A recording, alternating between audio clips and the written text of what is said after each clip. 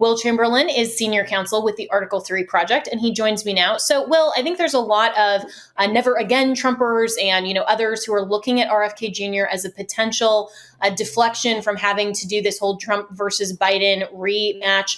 But should the potential judicial nominee picks for RFK be a consideration for conservatives? I mean, I think the fundamental problem is it's just almost impossible for any third party candidate to win. So I doubt that ultimately RFK Jr.'s picks will be relevant. Ultimately, there hasn't been a third party presidential candidate winning ever, as far as I know, and polls don't suggest that he has a real shot. But I think the question, we have no idea who RFK would pick for the Supreme Court, and that's really important. Whoever gets picked for the Supreme Court, that's 30 years of jurisprudence at a minimum, probably. And it's just not responsible as Republicans, I think, to put Democrats or people who, might lean towards Democrat judicial philosophy on the Supreme Court. One of the things, I worked for the DeSantis campaign and then again in DeSantis's office. And so I see a lot of these so-called, quote, never again Trumpers, on Twitter arguing about how terrible Trump was to DeSantis. And, I wasn't happy about it when it was going on. Certainly, I wanted the guy to win.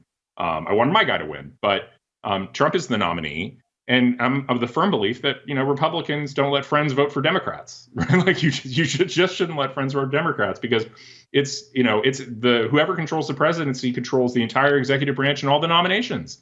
So it's not just the president who you're choosing, it's 2,000 executive branch staffers and every federal judge. And I want those people to be nominated by Republicans and confirmed by Republicans and not by Democrats. Yeah, friends don't let friends vote for Democrats. That's a great line, and that should be in your Twitter bio, honestly. But there was more of an emphasis on judicial nominees in 2016, and Donald Trump, of course, is still attacking DeSantis, which I think is just absolutely stupid for him and his campaign to continue doing. Because I think you're right that that conservatives do need to unify. He is the nominee, and while we all had different opinions, I supported Governor DeSantis very openly as well in the primary, and the GOP base and the voters didn't choose him, and that's okay. That's how primaries work. And so we do need to coalesce.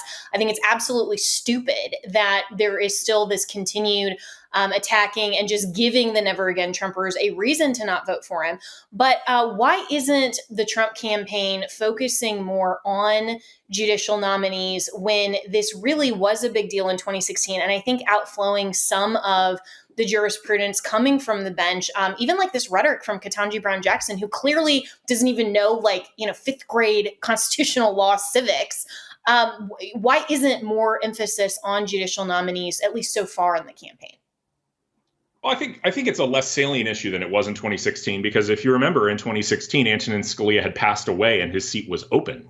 And it was a deciding seat on the court. So if we lose that seat, there would be a Democrat majority on the court. I mean, right now we have a 6-3 and there's no imminent retirements coming. Very likely in the next 8 years, Clarence Thomas would like to retire and Sam Alito too. But it's not as pressing or as it's not in the balance in the same way that it was 8 years ago. So I think it's a slightly less salient issue. That said, it's still really important. And it's not just important for the Supreme Court, it's important for the federal appellate bench. Because you think about it, the Supreme Court takes less than 100 cases a year. And there are a lot of precedent-setting cases all over the country in the appellate courts. And if you let Democrats stack the bench there, well, the Supreme Court isn't going to have time to deal with all the problems that arise.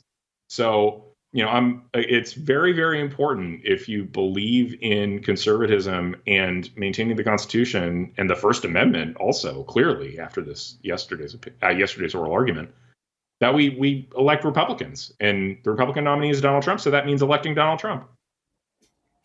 Yeah, and I think we did see some really good judicial appointees. Those of us who are more picky, I think, could say, well, okay, he could have done better on, a couple of the selections, and we can quibble about some of those things. But overall, I think a 6-3 balance on the court is being very gracious to Chief Justice Roberts as well, and, a couple of those opinions. True. But it's more, in my view, a 3-3-3 split of 3 solid conservatives, 3 kind of moderates who don't really know which way they're going to go sometimes. They're in the correct majority. And then 3, obviously, clearly leftists and liberals, even though we did get that 9-0 opinion on the Trump ballot case. And I give a ton of credit to the leftist judges who probably don't like Donald Trump as a political figure, but they were willing to do the correct and appropriate and right thing constitutionally. But so this goes back to, I think, our original question here, though, Will, how much should conservatives focus on who are considering voting for RFK and hopeful that he can somehow siphon off enough votes from both of the 2 major parties to actually have a sporting chance? How much should conservatives ask him and ask him specifically as a lawyer himself, what is his judicial philosophy and what would he look for in a nominee? I mean, yeah, I guess I'm trying to put myself in the shoes of a conservative considering RFK. It's hard for me to do that, but well, I like, and that's not saying I don't like RFK. I do. I think he's an intelligent guy. But if you are a conservative in those shoes, yeah, you should absolutely be asking, who are you going to appoint to the Supreme Court? Who are you going to appoint to the appellate benches? What's your judicial philosophy? What do you think of things like Roe v. Wade? What do you think of various other important conservative decisions? What do you think about the First Amendment? I think he's pretty good on social media censorship, given that he was among the many people who was censored. So that's a relief on that specific point. But there are a lot of other issues. Guns is a really important one, and I mean RFK was a hardcore anti-NRA liberal for a large portion of his life, and I don't know that his views would have changed on that even in the last 5 years, where he's had this awakening on a number of other issues. They aren't really related to guns. So if you're for example, he's you believe walked in it gun back rights, a little bit, at least in some of the spaces like with Elon Musk. But I think you're right overall, Will Chamberlain, that conservatives do need to look at this as a bigger picture and the entire scope of what a candidate stands for, not just do I like the persona or the mean tweets or not. But we'll be right back with more here on Jenna Ellis tonight.